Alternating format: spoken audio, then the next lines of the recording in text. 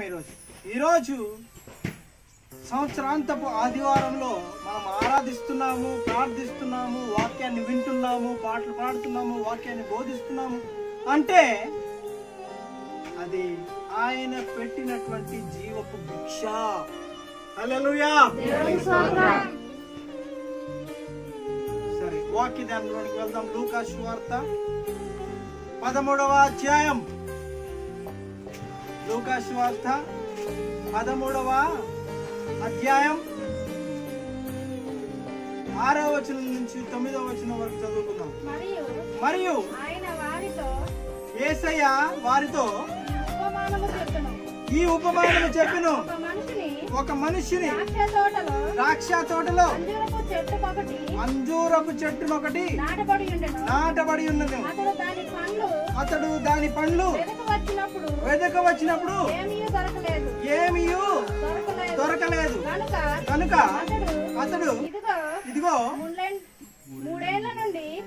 3 ఏళ్ల నుండి నేను ఈ అంజూరపు చెట్టును పండ్లు వెదక వచ్చుతున్నాను, కానీ ఏమీ దొరకలేదు. దీనిని నరికివేయము. దీని వలన ఈ భూమి ఎలా వ్యర్థమైపోనని ద్రాక్ష తోటమాలి చెప్పెను.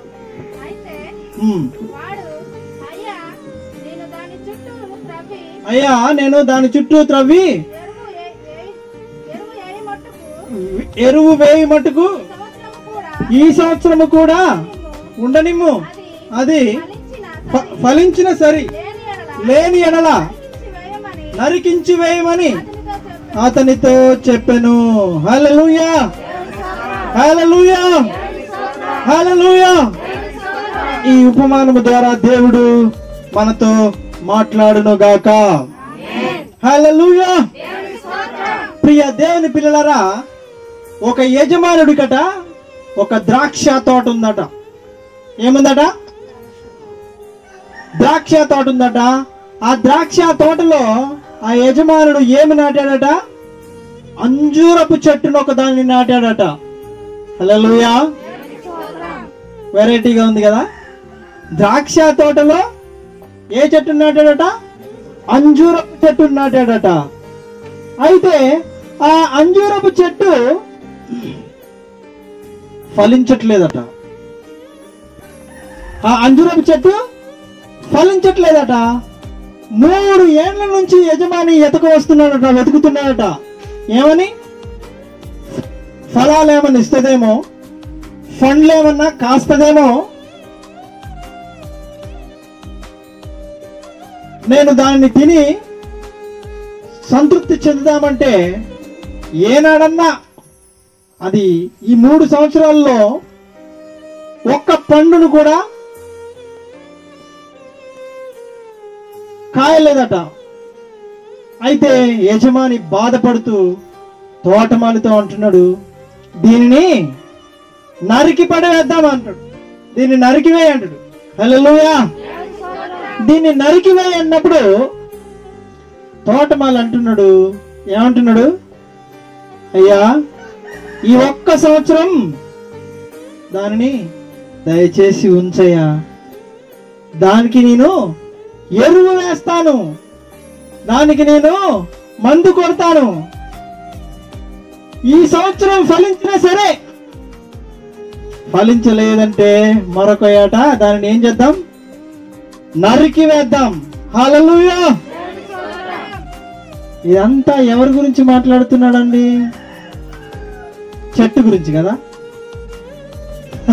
తలకాయలు ఇట్టిట్లో ఊపుతున్నారు. చెట్టు గురించి అనుకుంటున్నారు అందరూ. దేవుడు చెట్టును గూర్చి చాలా చోట్ల ప్రస్తావించాడు, కానీ కొన్ని చోట్ల అది మానవుడికి సాదృశ్యంగా ఉన్నది. హల్లెలూయా. కీర్తనల గ్రంథం 1వ అధ్యాయం, అందులో ఉండదు. పాత నిబంధన తీయండి. కీర్తనల గ్రంథం 1వ అధ్యాయం. కీర్తనల సామెతలు ఉన్నాయా? ఓకే. కీర్తనల గ్రంథం 1వ అధ్యాయం 1వ వచనం చదువుదాం. దుష్టుల ఆలోచన చొప్పున నడవక, పాపుల మార్గంలో నిడవక, అపహాసకులు కూర్చుండు చోట కూర్చుండక, యెహోవా ధర్మశాస్త్రమును దివారాత్రము ధ్యానించుచు దాని యందు ఆనందించువాడు అతడు నీటి కాలువల ఏరున నాటబడిన వాడై ఆకువాడక తన కాలమందు ఫలమిచ్చు చెట్టు వలె నున్నాడట. హల్లెలూయా. ఎవరి గురించి మాట్లాడుతున్నాడండి? హల్లెలూయా. ద్రాక్ష తోటలో అంజూరపు చెట్టు గురించా? అంజూరపు చెట్టు గురించా? నీ గురించే. నీకు అర్థం కావాలని దేవుడు ఉపమాన రీతిగా చెప్తున్నాడు. నువ్వు మంచిదానివి కాదు, నువ్వు చెడ్డదానివి, నీకు బూతులు వస్తాయి, నువ్వు కోపడతావు, నువ్వు గయ్యాలివి, నువ్వు మంచోడి కాదు, తాగుపోతావు అంటే ఊరుకుంటావా? నువ్వు కోప్పడిపోతావు కదా, బాధపడిపోతావు కదా, నొచ్చుకుంటావు కదా. అందుకే చెట్టు నువ్వు పక్కన పెట్టుకొని ఈ చెట్టును పోల్చి నీకు చెప్తున్నాడు. హల్లెలూయా. ఎంత మంచోడు కదా యేసయ్య. నేను బాధ పెట్టడం ఇష్టం లేదు, కానీ నీకు మ్యాటర్ అర్థం కావాలా? హల్లెలూయా. నిన్ను బాధ పెట్టడం ఆయనకి, మాటలతో కొట్టడం ఆయనకి ఇష్టం లేదు, కానీ నీకు మ్యాటర్ అర్థం కావాలి. నువ్వు మంచోడివి కాదు, నేను పహాపిని అని నీకు అర్థం కావాలి. నేను మార్చుకోవాల్సిన చాలా ఉన్నాయని చెప్పేసి నీకేం కావాలా? అర్థం కావాలా అనే విధంగా ఉపమాన రీతిగా చెప్పుకుంటూ వచ్చాడు. ఎంత జ్ఞాని కదా నా యేసయ్య. హల్లెలూయా. అయితే ఇప్పుడు ఏం చదువుకున్నాం? దుష్టుల ఆలోచన చొప్పున నడవక, పాపుల మార్గమున నిలవక, అపహాసకులు కూర్చుండు చోట కూర్చుండక, యెహోవా ధర్మశాస్త్రమును దివారాత్రము ధ్యానించువాడు ఆకువాడక తన కాలమందు ఫలమిచ్చు చెట్టు వలె నున్నాడట.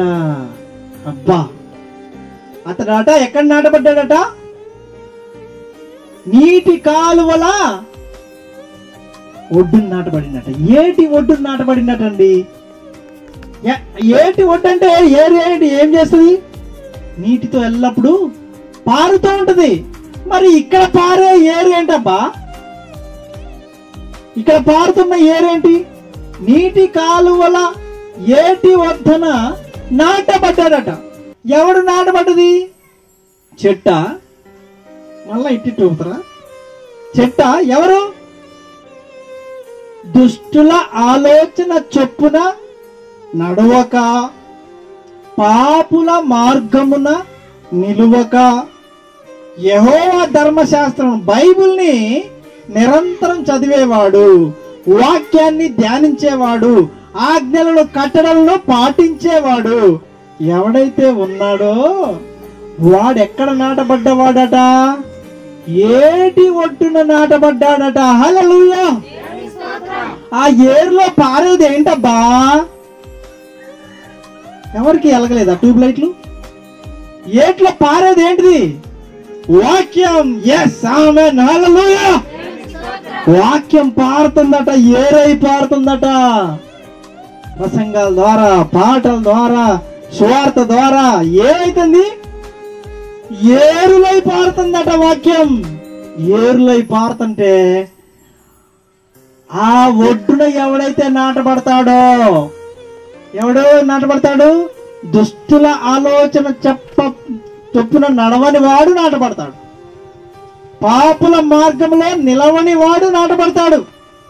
అపహాసకులు కూర్చుండు చోట, జోకులు వేసుకునేవాడు, వాడిని చూసి వీడిని చూసి ఎగతాళి చేసే వాళ్ళ చోట ఎవరైతే కూర్చుంటారో అక్కడ కూర్చుండని వాడు నాటబడతాడు అక్కడ. హల్లెలూయా. వాక్యం చెప్తుంది దుష్టుల ఆలోచన చొప్పున నడవద్దంటుంది. నడిస్తే నువ్వు ఎక్కడున్నట్టు? ఎండిపోయే చెట్టువి. నువ్వు ఎక్కడున్నట్టు? నువ్వు ఎడారిలో ఉన్నట్టు, ద్రాక్ష తోటలో ఉన్నట్టు కాదు. హల్లెలూయా. అయితే ప్రియ దేవుని పిల్లలరా, దేవాతి దేవుడు చెప్తున్న మాట ఏంటంటే ఆ చెట్టు ఎవరో కాదు, నువ్వే. మరి నువ్వు ఎక్కడ నాటబడ్డావు? ఏటి ఒడ్డున వాక్యం అనే జీవ జల ధార ప్రవహిస్తున్నటువంటి ఆ ఏటి ఒడ్డున నాటబడ్డావా? ఎడారిలో నాటబడ్డావా? ఎడారిలో నాటబడితే ఎంతకాలం బ్రతుకుతావు? క్షణికావేశం, క్షణిక సుఖం, తాత్కాలిక సంతోషం, తాత్కాలిక ఆనందం ఎంతసేపు ఉంటుంది? అప్పుడే పుట్టి అప్పుడే మట్టిలో కలిసేటటువంటి పువ్వులా ఉంటుంది. హల్లెలూయా. కానీ జీవ జల దారులు ప్రవహించే వాక్యం అనే జీవ జల దారులు ప్రవహించేటటువంటి ఆ యొక్క ఏటి ఒడ్డున ఎవడైతే నాటబడతాడో వాడు తన కాలమందు ఫలమిచ్చు, తన కాలమందు ఆకు వాడక తన కాలమందు ఫలమిచ్చు చెట్టు వలె ఉండును. హల్లెలూయా. ఆ చెట్టు గురించే దేవుడు మాట్లాడుతున్నాడు. లోకాసు వార్త 13వ అధ్యాయం 6వ వచనంలో మనం ఇందాక చదువుకున్నాం ఉపమానం. ఏమని మాట్లాడుతున్నాడు? ఈ చెట్టు ఏటి ఒడ్డున నాటబడలే, వాక్యం అనే ఏటి ఒడ్డున నాటబడలే, స్వార్థ అనే ఏటి ఒడ్డున నాటబడలే. విత్తబడుతున్న విత్తనాలన్నీ ఎక్కడ విత్తబడుతున్నాయట? ఇప్పుడు బండ మీద విత్తబడుతున్నాయట. అంటే మన హృదయం ఎలా ఉంది? బండ మారిపోయింది. మన హృదయం దున్నబడాలా. హల్లెలూయా. వాక్యంతో దున్నబడాలా, శ్రమలతో దున్నబడాలా. విరిగి నలిగిన హృదయంతో నీ హృదయం దున్నబడాలా. అప్పుడే సారవంతమైనటువంటి నేలగా నీ హృదయం, నీ బ్రతుకు మారుతుంది. సారవంతమైన నేల మీద ఎప్పుడైతే విత్తనాలు జల్లబడతాయో, అప్పుడు వాక్యం అనే నీరు ఎప్పుడు పారుతుందో అప్పుడు నీవు వృద్ధి చెందుతావు, నీవు ఫలిస్తావు. హల్లెలూయా. కనుక ప్రియ దేవుని పిల్లలారా, మనం గమనించాల్సిన విషయం ఏంటంటే, ఈరోజు మనము ఎండిన స్థితిలో ఉన్నామా, జీవ వృక్షంగా ఉన్నామా? హల్లెలూయా. ఆదాము అవ్వలను తోటలో ఉంచాడట. ఏ తోట అది? ఏదెను వనంలో ఉంచాడట. ఇందాక మనం ఎక్కడ చదువుకున్నాం? ఏ తోట చదువుకున్నాం? ద్రాక్ష తోటలో అంజూరపు చెట్టుని గూర్చి చదువుకున్నాం. ఇప్పుడు ఆదాము అవ్వను మొట్టమొదటి మానవులైనటువంటి ఆదాము అవ్వను ఎక్కడుంచాడు దేవుడు?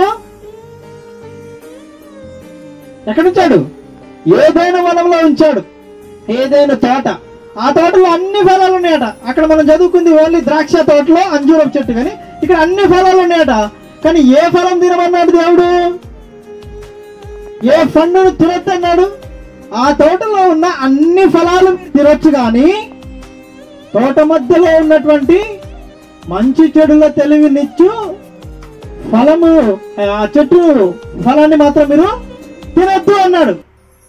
కానీ ఏదైతే చేయొద్దంటాడో దేవుడు, మనం అదే చేస్తాం. అది మనకి ఇంపుగా ఉంటది, అది మనకి ఇష్టంగా ఉంటది. హల్లెలూయా. అందుకే ఏం చేయబడ్డారు తెలుసా? ఆదామవ్వలు ఎండిన స్థితిలోకి వచ్చారు, ఆత్మీయంగా చచ్చిపోయారు. మహిమ దేహంతో ఉన్నవారు కాస్త భౌతిక శరీరాన్ని దాల్చారు. అయ్యో, దేవుడు వచ్చి పిలిచినప్పుడు, అయ్యా మేము వస్త్రహీనులమై ఉన్నాం కనుక చెట్టు చాటున దాక్కున్నామయ్యా, మీరు వస్త్రహీనులై ఉన్నారని ఎవర్రా చెప్పింది అంటాడు దేవుడు. హల్లెలూయా. నేను తినవద్దన్న పండు తింటిరా ఏమి? ఎప్పుడైతే తినవద్దన్న పండు తిన్నాడో ఆ క్షణం ఏం జరిగిందంటే ఆత్మీయంగా తాను చచ్చిపోయాడు. ఏదేను వనంలో చెమటోర్చకుండా, వర్షం లేదు అప్పటి వరకు, తెలుసా? వర్షం అప్పటి వరకు లేదు. మంచుతోనే ఫలాలు ఫలించాయి, మంచుతోనే చెట్లు పంటలు పండాయి. అప్పుడు ఎండిపోవటం స్టార్ట్ అయింది, బ్రతుకు ఎండిపోవడం స్టార్ట్ అయింది. అప్పుడు ఏం చేసింది? గొర్రె పిల్ల చర్మాన్ని కత్తిరించి మరలా వారికి కచ్చడములు కుట్టించి దేవుడు వారికి సిగ్గుతో మొలను కప్పి గెట్ అవుట్ అన్నాడు. హల్లెలూయా. ఎక్కడి నుంచి? ఏదైనా వనంలో నుంచి గెట్ అవుట్ అన్నాడు. హల్లెలూయా. మనం ఆ పరిస్థితిలో ఉన్నామేమో ఒకసారి ఆలోచిద్దామా? చేయొద్దన్న పని చేస్తే దేవుడు ఏం చేస్తాడు? తన సన్నిధి నుంచి గెంటి వేస్తాడు. తన మహిమ నుంచి మనం వేరైపోతాం, తన ప్రసన్నతను మనం కోల్పోతాం, తన పరిశుద్ధాత్మను మనం మనల్ని పరిశుద్ధాత్ముడు వీడిపోతాడు. ఎప్పుడైతే పరిశుద్ధాత్మ మనల్ని వీడిపోతుందో, ఎప్పుడైతే మనల్ని ఆయన సన్నిధి వేరవుతుందో, ఎప్పుడైతే మనము వాక్యానికి దూరం అవుతామో, అప్పుడు ఏమవుతామంటే ఎండిపోయిన స్థితిలోనికి వస్తాం. జీవజల దారులైనటువంటి వాక్యము నీలో నిలవనప్పుడు అప్పుడు నువ్వు ఎండిన స్థితిలోకి వెళ్ళిపోతావు. అప్పుడు నీ బ్రతుకు ఎండిపోద్ది, నిస్సారమైపోద్ది, ఫలము లేని జీవితం అయింది. ఎంత సంపాదించినా సిల్లు చంచులో వేసినట్టే అయిపోద్ది. జేబుకు రంధ్రం ఉంటే పరిస్థితి ఏంది? ఎంత సంపాదించి అందులో వేసినా తక్కువ మనకి. అందుకే దేవుడు నీతిమంతుడు కొద్దిగా ఉన్నను తృప్తిగా ఉంటాడు, విస్తారమైన ధనముడు కంటేను నీతియుక్తమైంది కొంచెమే మేలంట. హల్లెలూయా. అందులో ఆశీర్వాదం ఉంటది, నీకొచ్చే కొంచెంలో ఆశీర్వాదం ఉంటది. విస్తారమైన ధనముడు కంటే నీతిగా సంపాదించిన సంపాదన రూపాయి ఉన్నా చాలా దీన్ని బతికిస్తుంది. హల్లెలూయా. అది నీటి ఏరున నాటబడిన చెట్టు లక్షణం. హల్లెలూయా. ప్రియ దేవుని బిడ్డలారా, అక్కడ ద్రాక్ష తోట సంగమునకు సాదృశ్యంగా ఉన్నది. ఇప్పుడు జాగ్రత్తగా విందాం. ద్రాక్ష తోట దేనికి సాదృశ్యంగా ఉంది? సంగమునకు సాదృశ్యంగా ఉంది. ఆ యొక్క అంజూరపు చెట్టు ఎవరికి సాదృశ్యంగా ఉంది? నాకే అనండి. హల్లెలూయా. అంజూరపు చెట్టు ఎవరికి సాదృశ్యంగా ఉంది? నాకే. ప్రియ దేవుని బిడ్డలారా, అయితే అక్కడ సంగము ద్రాక్ష తోట సంగమునకు సాదృశ్యంగా ఉండగా, అంజూరపు చెట్టు మనకు సాదృశ్యంగా ఉండగా, ఈ తోటమాలి ఎవరికి సాదృశ్యంగా ఉన్నాడు? యేసు క్రీస్తు వారికి సాదృశ్యంగా ఉన్నాడు. ఆ యజమాని దేవాతి దేవుడైనటువంటి తండ్రి దేవునికి సాదృశ్యంగా ఉన్నాడు. తండ్రి దేవుడు వచ్చి నీ జీవితంలో చూస్తున్నాడు. ఈ సంవత్సరం అంతా చూశాడు. హల్లెలూయా. ఆయన అంటే 3 ఏండ్ల నుంచి నేను చూస్తున్నా. సంఘం స్థాపించబడి బాప్తిసం తీసుకొని ఎన్ని రోజులైంది బిడ్డ? ఎన్ని ఏండ్లైంది అడుగుతున్నాడు దేవుడు. నిన్నే అడుగుతున్నాడు, నేను కాదు అడిగేది, దేవుడు అడుగుతున్నాడు. ఏమని అడుగుతున్నాడు? నువ్వు సంఘంలో చేర్చబడి ఎన్ని ఏండ్లైంది? నువ్వు బాప్తిసం తీసుకొని ఎన్ని ఏండ్లైంది? నువ్వు ఒక వృక్షాన్ని అయితే నీ ఫలాలేవి? నువ్వు ఒక అంజూరపు చెట్టు అయితే నువ్వు ఫలించిన ఫలాలేవి? ఎంతమందిని సంఘానికి నడిపించావు? ఎంతమందిని ప్రభు సన్నిధికి నడిపించావని అడుగుతున్నాడు దేవుడు. ఎంతమందిని నువ్వు ఎన్ని ఆత్మలు రక్షించావని అడుగుతున్నాడు. సమాధానం ఉందా? ఫలం ఉందా ఒక్కటైనా అని అడుగుతున్నాడు దేవుడు. హల్లెలూయా. ఇప్పుడు చెప్పండి, మీరు కాదా అంజూరపు చెట్టు? గుండెల మీద చేసుకొని చెప్పండి, ఇప్పుడు మీరు కాదా అంజూరపు చెట్టు? ఇందాక అది ద్రాక్ష తోట అంటే అవును, చెట్టుతో మాట్లాడుతున్నాడంటే అవును అన్నారు కదా. ఇప్పుడు మాట్లాడుతున్నది ఎవరితోటి? అనండి గట్టిగా, నాతోనే. హల్లెలూయా. ప్రియ దేవుని బిడ్డలారా, నిన్ను గట్టిగా అంటే నువ్వెక్కడ దూరం అవుతావు, గట్టిగా తిడితే నువ్వెక్కడ పారిపోతావు అని చెట్టును పక్కన పెట్టి చెట్టుని ఉదాహరిస్తూ మనకు ఒక పాఠం నేర్పుతున్నాడు దేవుడు. యజమాని వచ్చి అడుగుతున్నాడట, 3 ఏండ్ల నుంచి చూస్తున్నా, ఇదిగో బాప్తిసం తీసుకున్నది 5 సంవత్సరాలు అవుతుంది, లేదా 6 సంవత్సరాలు అవుతుంది, లేదా 10 సంవత్సరాలు అవుతుంది, లేదా సంవత్సరం అవుతుంది. ఇన్ని ఏండ్ల నుంచి చూస్తున్నా ఒక్క ఫలం కూడా ఫలించట్లే. ఒక్క ఆత్మను కూడా మందిరానికి నడిపించట్లే, ఫలాలు లేవు. కాబట్టి ఈ సంఘం నుండి ఈ ద్రాక్ష చెట్టుని ఏం చేస్తాను, ఈ అంజూరపు చెట్టుని ఏం చేస్తాను, నరికేస్తా అంటున్నాడు దేవుడు. అమ్మో, మానవుడు భయపెడితేనే గడగడగడలు ఆడిపోతుంది. దేవుడు నరికేమంటే ఇంకా జీవం ఉంటదా?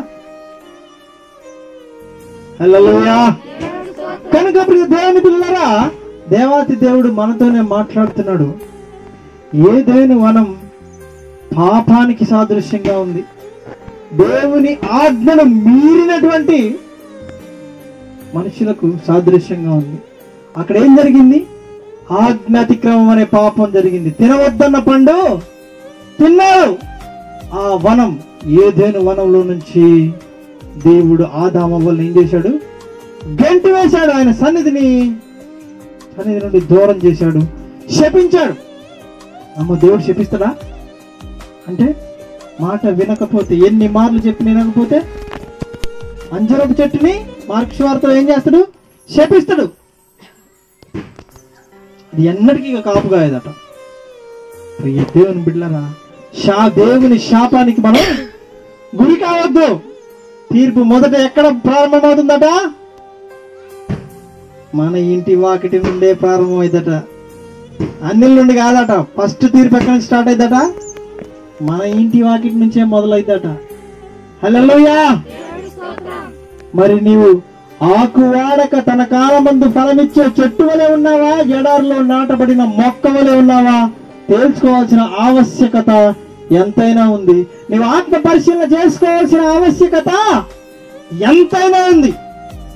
హల్లెలూయా. మనం ఎన్నో ఆలోచనలు చేస్తాం. పండుగలు చేద్దామని, న్యూ ఇయర్ చేద్దామని, క్రిస్మస్ చేద్దామని చాలా ఆలోచనలు కలిగి ఉన్నాం. కానీ వాక్యం చెప్తుంది, ఏమంటుంది తెలుసా? ఎప్పుడు పరలోకంలో పండుగ జరిగింది తెలుసా? మనమైతే క్రిస్మస్ చేసుకుంటున్నాం, న్యూ ఇయర్ చేసుకుంటున్నాం, ఈస్టర్ పండుగ చేసుకుంటున్నాం, గుడ్ ఫ్రైడే చేసుకుంటున్నాం, అనేక పండుగలు చేసుకుంటున్నాం. కానీ పరలోకంలో పండుగ ఎప్పుడు జరిగిద్దట? అబ్బా అబ్బా గట్టిగా చెప్పండి కొంచెం. ఒక పాపి మారు మనసు పొందినప్పుడు, బాప్తిసం తీసుకున్న బిడ్డలు కాదు, పాపి బయట వారు ఒక్క పాపి సంఘంలో చేర్చబడితే, హల్లెలూయా, ఒక్క పాపి ఆ సంఘంలో చేర్చబడితే, ఆయన సన్నిధికి నడిపించబడితే, బాప్తిసం తీసుకునబడితే, అగో అప్పుడు పరలోకంలో దేవదత్తలు డాన్స్ చేస్తాయట. హల్లెలూయా. అప్పుడు పరలోకంలో పండుగ జరిగిద్దట. మన పండుగలు ఎవరికి కావాలండి? మన పండుగలను దేవుడు చూసి నవ్వుకుంటాడట. రాయబడింది బైబిల్లో, నవ్వుతాడట. ఓరి వీడి అవివేకం, ఓరి వీడి ఆనందం తగలడు, వీడి అల్ప సంతోషి అని దేవుడు నవ్వుతాడట. హల్లెలూయా. ప్రియ దేవుని పిల్లలారా, మరి దేవుడు చెప్తున్నాడు, యజమానుడు అంటున్నాడు, నరికివేయ్. 3 ఏళ్ల నుంచి చూస్తున్నా, ఒక్క ఫలం లేదు, నరికేయ్. ఇక వద్దు, ఇంతకంటే సమయం ఇవ్వద్దు అని తండ్రి దేవుడు అంటుంటే, తోటమాలైనటువంటి యేసుక్రీస్తు ప్రభువారు అంటున్నారు, ఏమంటున్నారంటే, అయ్యా అన్నం పెడతా ఈ ఒక్క సంవత్సరం నుంచి, అయ్యా ఈ ఒక్క సంవత్సరం నుంచి నేను దాన్ని ఏరు వేస్తా, నేను దానికోసం ప్రార్థన చేస్తా, దాన్ని బాగు చేస్తా, దాని ఏర్ల చుట్టూ, తన మొదలు చుట్టూ నేను పాదు చేస్తా, దానికి ప్రార్థనని ఎరువేస్తా, దానికి వాక్యం అనే ఎరువేస్తా, దాన్ని ఎదిగే విధంగా, ఫలించే విధంగా నేను పోషిస్తా, దానికి సువార్త చెప్తా, దాన్ని తీసుకొచ్చి ద్రాక్ష తోటలో నాటించేటట్టు చేస్తా, దాన్ని ఫలించేటట్టు చేస్తా. ఈ ఒక్క సంవత్సరం దయచేసి దయచేసి దయచేసి అవకాశం ఇయ్యా, దయచేసి అవకాశం ఇయ్యా అని ఎవరు బతిలాడుతుండు?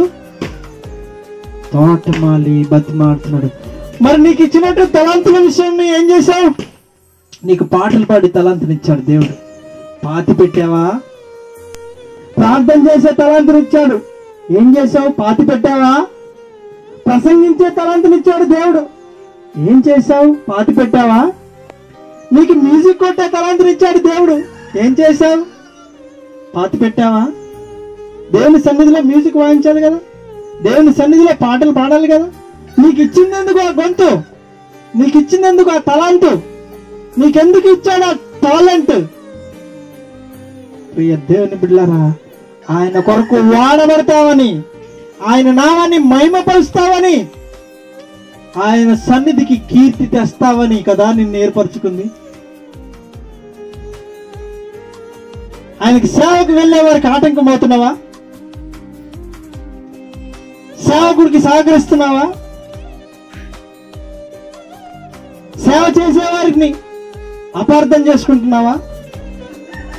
7 సంవత్సరాల నుంచి వస్తున్నారు కదా, ఏడుస్తూ వస్తున్నారు కదా, డబ్బులున్నా లేకపోయినా ఏడుస్తూ ప్రార్థన చేస్తున్నారు కదా, తిన్నా తినకపోయినా వచ్చి వాక్యం ప్రకటిస్తున్నారు కదా, దేవుడి నామాన్ని చాటింపు వేస్తున్నారు కదా, ఇల్లు తిరిగి పిలుస్తున్నారు కదా. వచ్చావా? తీసుకొచ్చావా? ప్రార్థన సన్నిధిలో కూర్చోబెట్టావా? ఫలించావా? ఏది నీ ఫలం చూపి అని దేవుడు అడిగితే ఈ సంవత్సరం ఏం చూపిద్దాం? ఒక్క ఆత్మీయ తీసుకొచ్చావా అని నీ ఫలం ఏది అని దేవుడు అడిగితే ఏం చూపిస్తావు ఈరోజు? నేను కూడా అంజూరపు చెట్టు వలె మోడు బారి ఎండిపోయి నీచపు నికృష్టపు దానిలా చండాలపు వాడిగా ఇగో తోటలో నేను దరిద్రపు దిష్టి బొమ్మలా నిల్చొని ఉన్నాను అని చెప్తావా? హల్లెలూయా, హల్లెలూయా. నా మాటలు అర్థమవుతున్నావు అనుకుంటా మీకు. ప్రియ దేవుని బిడ్డలారా, ఎవరిని బాధ పెట్టడం యేసయ్య ఉద్దేశం కాదు. ఎవరిని బాధ పెట్టడం నా యొక్క ఉద్దేశము ఎంత మాత్రము కాదు. ఆయన ఉద్దేశమే నా ఉద్దేశం. ప్రియ దేవుని పిల్లరా, నీ తలాంతులను వాడుతున్నావా? అనేక ఆత్మల కోసం ప్రార్థిస్తున్నావా? దైవ సేవకులు ఎంతో కష్టపడిస్తున్నారు కదా, వారికి సహాయం చేస్తున్నావా? టైంకి చర్చికి వస్తున్నావా? వారు చలి కనుక ఎండనక వాళ్ళు పొద్దున లేచి ఉరుకొస్తున్నారు కదా, మీరు సమయానికి వస్తున్నావా? ఫలాలంటే ఏంటండి? చాలా ఉన్నాయి. గలతీ పత్రిక 5వ అధ్యాయం చాలా ఫలాలు ఉన్నాయి. సంతోషము, సమాధానం, దీర్ఘశాంతము, విశ్వాసము అనుకుంటూ చెప్పి 9 సంతోషాలు. చాలా దీర్ఘశాంతము, దయాలత్వము, ప్రేమ, కనికరము చాలా ఉన్నాయి. ఉన్నాయా మన ఎడల ఫలాలు? ప్రేమ ఉందా? విశ్వాసం ఉందా? దీర్ఘశాంతం ఉందా? దయాలత్వం ఉందా? కనికరం ఉందా? ఆశానిగ్రహం ఉందా? మంచితనం ఉందా? హల్లెలూయా. ప్రియ దేవుని బిడ్డలారా, ఈ ఫలాలు, ఈ ఫలాలు నీలో ఉంటే దేవుడు సంతోషిస్తాడు. స్వార్థ ప్రకటించడం తత్వం ఉందా? మేలైనది చేయనరిగి అది చేయని వాడికి అది శ్రమ, కీడుగా ఎంచబడుతుందంట. మనం ఎందుకు అభివృద్ధి కావట్లేదు? మనం ఎందుకు ఇంకా ఎండిపోయిన స్థితిలోనే ఉన్నాం? ఎందుకు ఇంకా మనం బాధపడుతూనే ఉన్నాం? అప్పుల బాధలని, ఆర్థిక ఇబ్బందులని, లేకపోతే రోగమని ఇంకా ఎందుకు బాధపడుతున్నామంటే నువ్వు ఫలించాల్సిన విధంగా ఫలించలే. చెట్టుకు రోగం ఉంటుంది, ఎట్లా ఫలిస్తుంది?